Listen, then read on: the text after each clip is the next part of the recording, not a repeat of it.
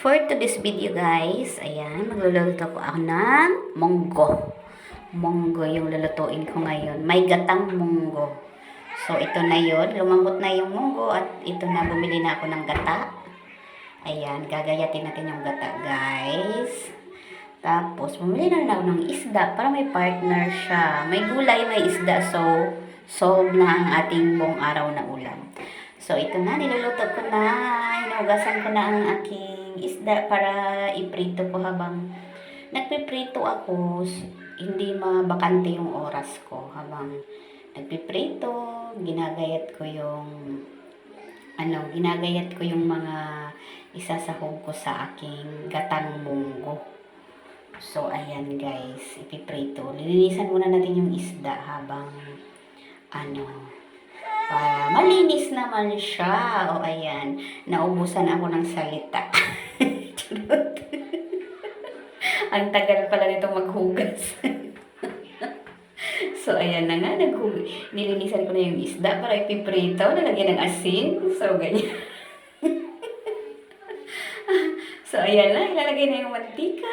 Pagkukuluin yung mantika, ilalagay yung isda. Charan! Ayan na ang isda. Piniprito na.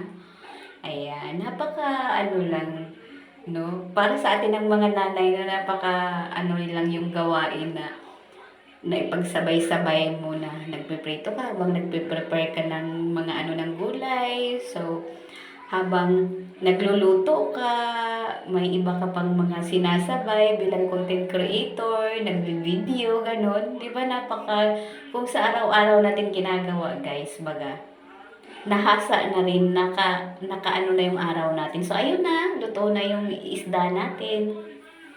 So, ayun na, lulutuin ko na rin yung ating munggong may gata. So, ayan. Ayan na yung pinaka-unang gata niya. Ayan, ginagaya ko din. Ayan, tingnan nyo. Mga isasahog ko, ayan na, nakaready na habang nagpiprito nga. So, ayan na, lulutuin na nga natin. So, habang nga, di ba, yung mga ganitong di ba, may part-time talaga na. May extra talaga, o, di ba? Nagsusupport ako sa ko para sa ibang apps naman yun, guys. So, ayan na nga. Nagluluto na ako ng munggo. So, ganyan. Ganyan lang siya kabilis. Yung mga lulutuin mo, pag nanay ka na kasi iba na eh. Pag lutuin ito, yung simple na lang. Yung mga gawaing bahay, yung parang ang basic na lang sa'yo. So, ayan na. Paluto na ang ating ginataang munggo. At nag-request ang ating boss na magmunggo daw. So, naisip ko naman, parang lagi lang tayo nagmunggo. Once a week talaga may munggo. So, nilagyan ko din ng gata para maiba. So, ayan na nga, luto na nga. So, hanggang dito na lang ang aking... So, nag-prepare na ako.